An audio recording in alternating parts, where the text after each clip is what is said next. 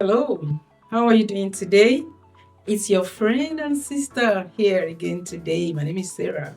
For those who are meeting me for the first time, I'm always excited to be here, and it is a beautiful day. Okay, let's get right into it. This is very special, and it is for the ladies. So, if you are not a lady, excuse us. I always love to say that when I'm ready to only speak to the ladies.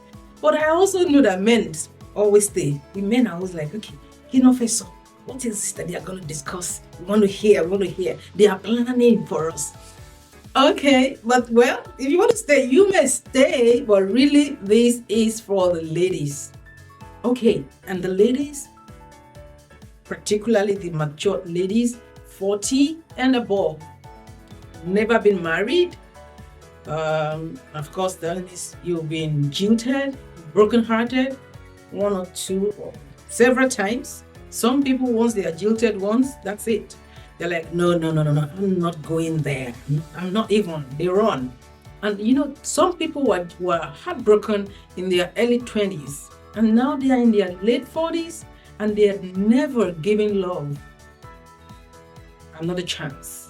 And then we have the other category of people who did go ahead, got married, some even have children in the marriage, but today they are no longer married and they are alone, bearing the brunt of everything and taking care of the children in most of the cases. And even those who are not taking care of the children, the man has the children and is taunting them. We are coming to that in a minute, maybe another episode. But this episode, I would just want to talk to us ladies, talk to you. If you are in that category, you've been heartbroken and you don't want to give love another chance, you've been divorced and now you just don't want to even give any man a chance. This is for you. The men sent me to you. They asked me, Sarah, please help us to plead with the women. And so I've brought their plea to you, and I'm going to be appealing to you to please take it easy. And this has to do with how you react, how you receive what is being said to you. I'm here to let you know that you need to stop hearing by your triggers. What do I mean by that? Triggers are things that remind you of where you're coming from. They remind you of what happened to you. And for example, maybe your ex used to say something like, that like you are at it again. And once he says that, next thing is that he's going to come physical and abuse you and all of those things. So now you are out of that marriage. However, anytime you hear anybody at all pass that comment, you hear by your trigger, you hear it as it were your ex saying it, what he meant by it, what he used to do whenever he mentions that. So you're already on guard. So this new person that you have just met, that didn't know anything about what you had been through, and maybe where he comes from, when they say, you're at it again, like, what are you up to this time? And probably he does not even have it in him to be violent. He's not a wife beater or a woman beater, but because of where you came from, because of your past experience, whenever you hear those things, you hear them by your triggers, and then you blow a fuse. Some people, when they see any man, they just assume that it's all men. Men are like that. Men are scums. Men are this, men are that. It is not every man that is like your ex. Some are worse, truth be told. But some are way, way better than he could ever be. So, what am I saying to you? Calm down. Stop bleeding on people who did not cut you. Heal up. There is so much to enjoy. There is so much more to life than what happened in your past. I mean, we are about 8 billion people in the world right now. Come on. And if you're a believer, God said to me some years back when I was holding a meeting for matured ladies, and He said to me, He's not in short supply of sons. You know how people say, there is no good man out there, there are all this and all of that. God is not in short supply of sons. And one of the things that you have to do is to stop hearing by your triggers. Because if you keep doing that, you will keep reacting based on what you perceive the person means or the person is going to be, which might be very, very wrong.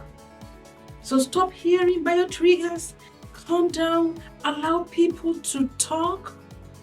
Listen to what they are saying. Listen to understand. Don't listen to react or respond. Listen to understand what they are saying. The fact that your ex used to talk like that or used to eye you one way when he was lying doesn't mean this is what this person is doing. Give each person the benefit of the doubt. Of course, now you have experience. Now you know how to cite red flags. But I tell you, your triggers are not necessarily red flags. They are triggers to you because, you understand what that meant, where you're coming from. But that might just not be in this case. So sis, be calming down, all right? Listen to understand. And listening is an art. Listening is an art. We'll take a clip from nature. Our ears are not meant to shut, but our mouth, they are meant to shut. And then we have 2 ears and we have 1 mouth. So hear or listen twice as much as you speak. So when the person speaks, listen. Then listen again, process it. And then now balance up very well. And then speak. Ask questions so that he can make himself very clear. Listen to what he's saying, lay it to heart so that you can confirm. But don't just respond and blow a fuse because they are talking innocently, but those things are actually your own triggers. You get me now? Okay, so don't scare them away by your insecurities. Rather, deal with those triggers. I know it could be traumatizing. Oh, it could be traumatic. I know. It could be very, very hard, especially when it has to do with abuse. You don't want to even go there. I understand. But the men, the brothers, they are appealing. Please, stop bleeding on us because we're not the one that caught you. And we mean well. We are not here to cut you. We are here to take care of you. Okay, so there are a lot of people out there. And one of the things I'm working on right now is helping the mature singles to find their companions.